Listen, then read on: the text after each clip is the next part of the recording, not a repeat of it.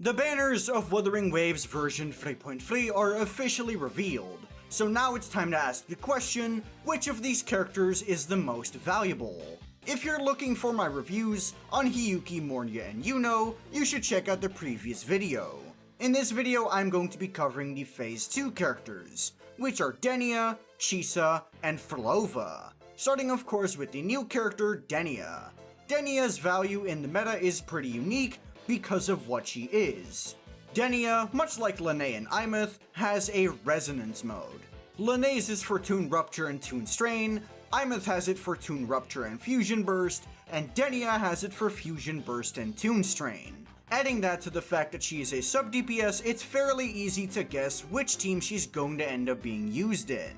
Not only is she the final puzzle piece for the Fusion Burst Imeth team, she's also going to be Luke's dedicated support, which is incredibly ironic because Imeth is the Exostrider Resonator and Luke is the #1 Fraxidus hater. And considering the fact that Denia is seemingly LF1's Resonator, that is really funny.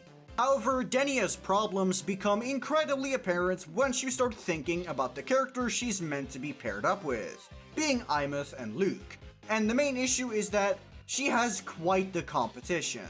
Imeth obviously has her Tune Rupture team, which uses Lene and Mornia, and then Luke is currently using Lene and Mornia as well. So ultimately, no matter which way you spin it, Denia is getting into a full-on confrontation with Lene. And Lene is one of the strongest characters in the entire game, which means Denia has quite the shoes to fill. When it comes to Imeth, her Fusion Burst team is most likely going to be quite a bit better within Whimpering Wastes, while being worse within End State Matrix. In Tower, it's gonna depend on which stage. If it's the 1st or 4th stage, the Tune Rupture team is most likely going to perform better. But if it's the 2nd or 3rd stage, I can see either Tune Rupture being better, or them being equals to each other. Which overall means that Tune Rupture is slightly better when we're comparing each and every scenario.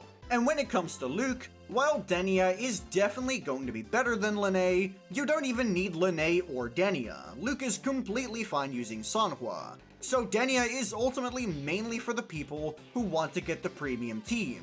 Which, while that is recommended in Wuthering Waves, Luke is one of the very few characters who is going to be completely fine using a 4-star character. So honestly, trying to get his premium is mainly if you just like the guy. But funnily enough, the thing that makes Denia not super valuable also technically gives her more value, which is incredibly paradoxical.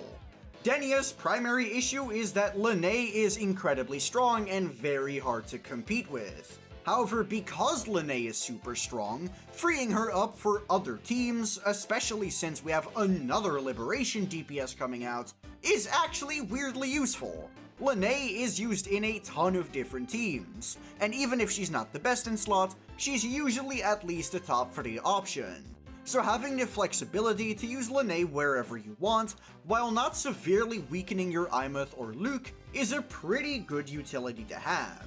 And because of how popular both Imeth and Chisa are, it's a pretty safe assumption to say that quite a lot of people own both characters. Meaning that the question of do you have Denia's teammates becomes a lot easier to answer. So for this reason, I'm going to give Denia a rating of B+.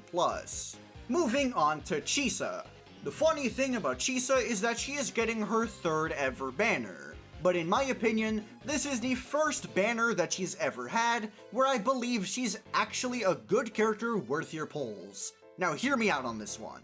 On her release, the only team she had where she was the best in slot was with Cardathea, where she was only an inch better than Arrow Rover, and this also required owning Chisa's signature weapon. So on her release, she was just a pure comfort pull if you didn't like playing Arrow Rover. Or if you owned Zani as well, you were able to use your Spectral Rover with Zani and then use Chisa with Cardathea. So that was technically a pretty good use case as well. Then for her next banner in 3.1, the literal only thing that changed for her was the release of Imeth. But because Denia didn't exist yet, Imeth was not a Fusion Burst character realistically, because the literal only person in the team capable of stacking up Fusion Trail was Imeth herself, and Imeth barely applies any fusion burst in her own rotation. Which means that, even though Imeth was technically a fusion burst character, her fusion burst team realistically just didn't exist. However, finally in version 3.3, this character actually has enough utility for me to say that she's worth getting. This is because she's getting two new characters to synergize with. Hiyuki, who she is the best in slot support for, considering she is a Glacio Shave character, and then Denia, who completes the fusion burst team. Meaning that within a single update, Chisa has gotten 2 additional teams to be good in. And I would say 3 teams where your character is actively the best in slot is a pretty good amount of teams for a 3rd slot character.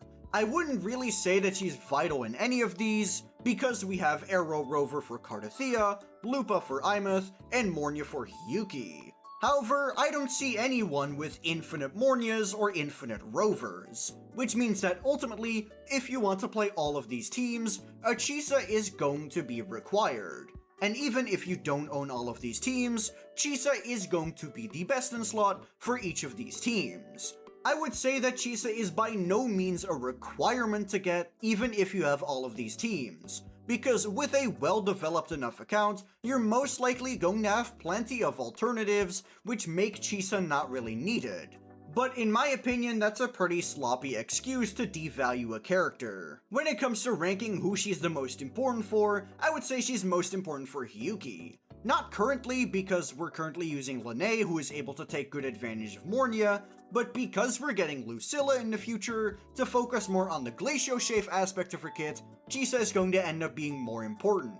The character she's the second most important for is Imeth, because Imeth does have plenty of alternatives. If you want to go the Fusion Burst route, you can go Lupa, and you can always go the Toon Rupture route to completely ignore Chisa as well. And then the character she's the least important for, in my opinion, is Cardathea. This is simply because Arrow Rover exists. If you don't like playing Arrow Rover, then sure, Chisa becomes a lot more important for Cardathea. But simply because Arrow Rover exists, I think Cardathea is the character that she's least important for. So overall, I'm going to give Chisa a value of A-. And then finally we get to the final character of the update, which is Phrolova. Phrolova is a character that I have glazed a ton, and for good reason. She is by far the best Whimpering Waste DPS in the entire game. However, I think that she's starting to show her flaws a little bit more as of late.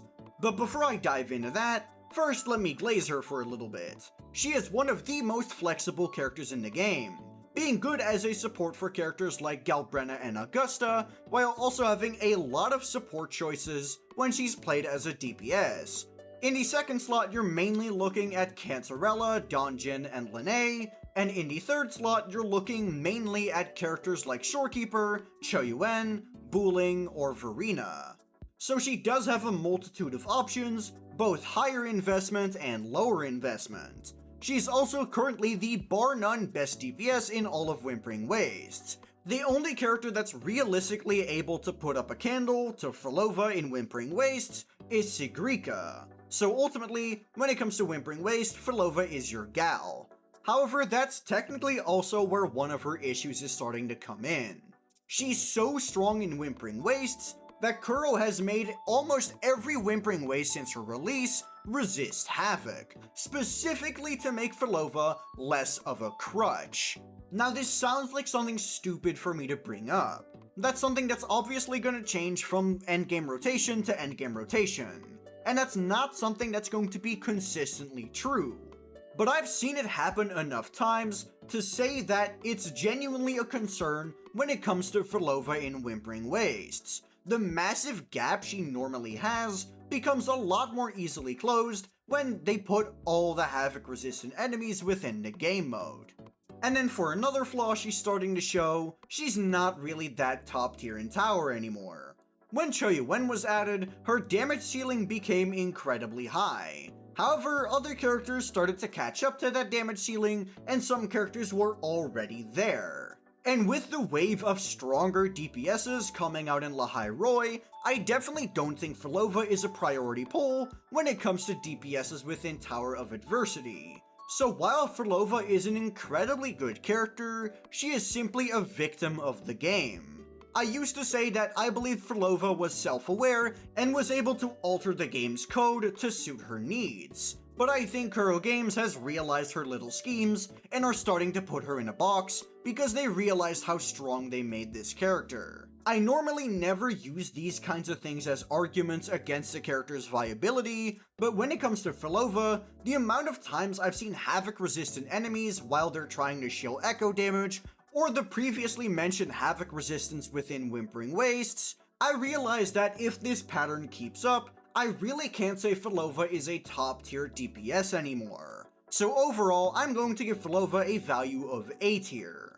But those are just my opinions. Let me know what you think down in the comments below. And while you're down there, be sure to like the video and subscribe to the channel. If you have any questions, be sure to join my Discord server, which is linked in the description. But that'll be all from me. Peace.